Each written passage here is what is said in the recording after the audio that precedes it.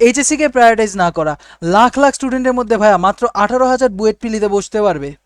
এর মধ্যে এইচএসসির রেজাল্ট থেকেই কিন্তু এইচএসসিতে ফিজিক্স কেমিস্ট্রি ম্যাথে A+ অথবা অনেক ক্ষেত্রে 90+ মার্কস পাইলেই কিন্তু তুমি বুয়েট প্রিলিতে বসতে পারবা।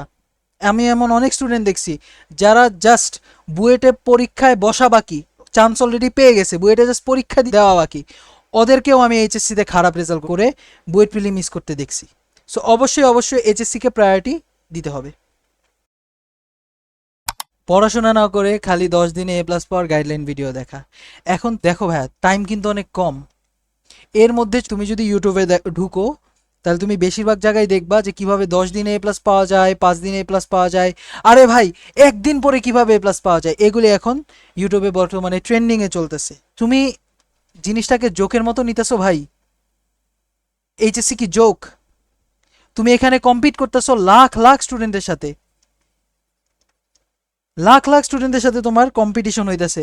এটাকে অ্যাডমিশন যুদ্ধ কেন বলে, এটা কি তোমার এখনো মাথায় ঢুকতেছে না? আর এইসব ভিডিওগুলির কথাও যদি বলি, এখান থেকে তুমি যে সারফেস লেভেলের অ্যাডভাইস পাইতেছো, যেটা তুমি আগে থেকেই জানো, নো শিট শার্লক, আগে থেকেই জানো, তোমার এর কোনো প্রয়োজনও নাই। এরকম নোভেলটি চেস করা অফ করো ভাই। এই ভাইয়ার এই নতুন ভিডিও কি না কি দেখি তো, ভাইয়া কি একটা টিপস শেয়ার করছে।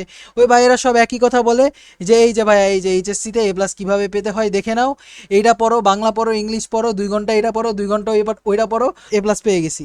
সো এইসব গণহারে সবার গাইডলাইন না দেখে স্পেসিফিক কয়েকজনকে ফলো করো যারা অ্যাকচুয়ালি রিয়েল ভ্যালু প্রোভাইড করে। অ্যাডমিশনে 14 ঘন্টার ক্লাস করা, এইসব লেংথি ক্লাস কিন্তু তুমি অ্যাকচুয়ালি এইচএসসির আগে যদি দেখতা তাইলে ইউটিলাইজ করতে পারতা। কিন্তু ভাইয়া এখন এই ক্রুশিয়াল টাইমে, অ্যাডমিশন টাইমের মতো ক্রুশিয়াল টাইমে তুমি যদি 14 ঘন্টাই ক্লাস করো, সেক্ষেত্রে তুমি প্র্যাকটিস কখন করবা, রিভিশন কখন দিবা, রিভিশন ম্যাটেরিয়াল কখন বানাবা? এবং 14 ঘন্টা ক্লাস করার সবার ধৈর্যও তো থাকে না ভাইয়া। তো আমি কি অর্ধেক পড়া পইরা যাব?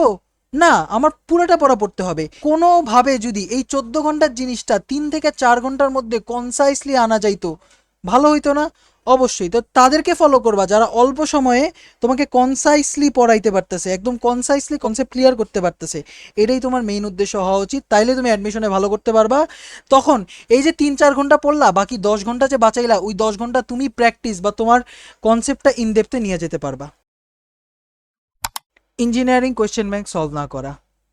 তুমি যদি বিগত 2 বছরের কোয়েশ্চেন দেখো, 23 ব্যাচ আর 24 ব্যাচের বুয়েটের ভর্তি পরীক্ষার কোয়েশ্চেন দেখো, তাহলে দেখবা বেশিরভাগ কোয়েশ্চেনই অ্যাকচুয়ালি কোয়েশ্চেন ব্যাংক থেকেই আসছে।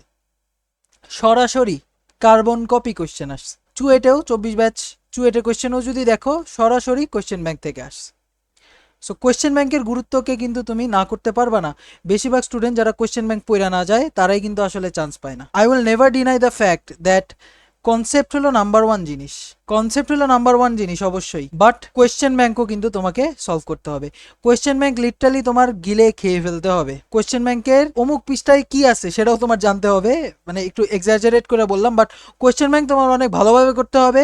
কোয়েশ্চেন ব্যাংক যদি ঠিকমতো করতে পারো, তাহলে তোমার গ্যারান্টি থাকে অলমোস্ট যে তুমি বুয়েটে চান্স পাবা।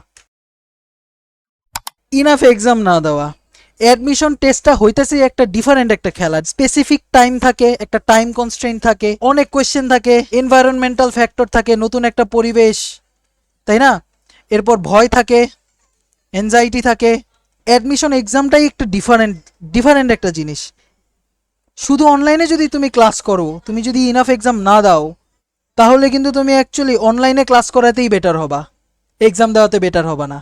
তোমাকে বুয়েটে নিবেই এক্সামে ভালো করলে, অবশ্যই তাহলে এক্সাম দিতে হবে বেশি বেশি।